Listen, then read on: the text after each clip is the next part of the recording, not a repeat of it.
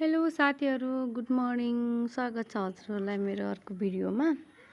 यो भिडियोमा चाहिँ के को भिडियो भनेर चाहिँ हेरेर थाहा पाइसक्नुभयो होला। आज चाहिँ हामीले रोपाइको भिडियो पोस्ट गर्दैछौँ। अनि यो चाहिँ हाम्रो रोप्नुपर्ने खेत थियो। यसलाई चाहिँ हामीले यसरी खन्यौँ। यति चाम्रो माटो थियो, यति साह्रो थियो।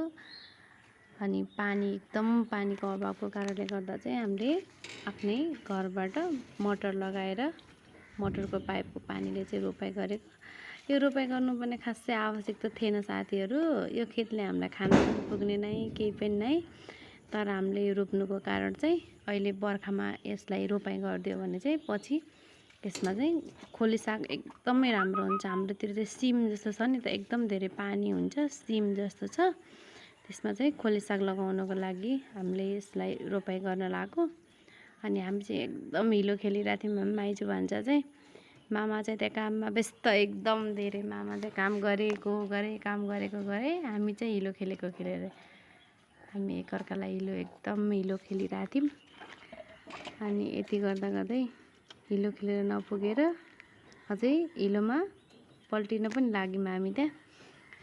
अनि यस्तै गरी यो खेतलाई हिलो बनायौँ हामीले।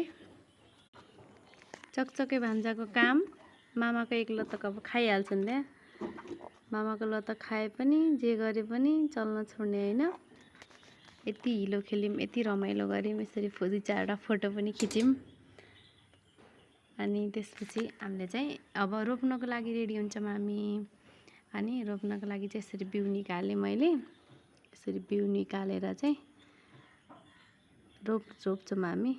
सुरुमा चाहिँ हामी माइजू भान्जाको पालो रोप्ने। यसरी रोप्यौँ। रोपेर मुठीभरिको सबै भान्जाले एकै ठाउँमा गाडिदिरहेको थिएँ।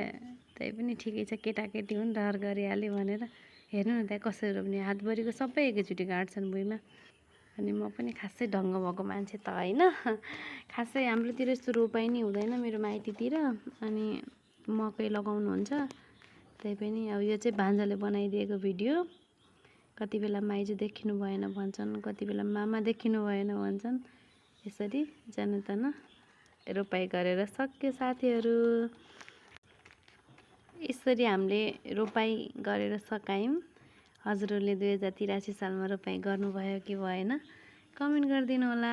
अनि यो भिडियो चाहिँ खासै राम्रो हुँदैन, त्यही पनि एक लाइक गरिदिनु होला। अनि यसरी रोपेको धान चाहिँ कति फल्छ कमेन्ट गरिदिनु होला त्यो पनि है।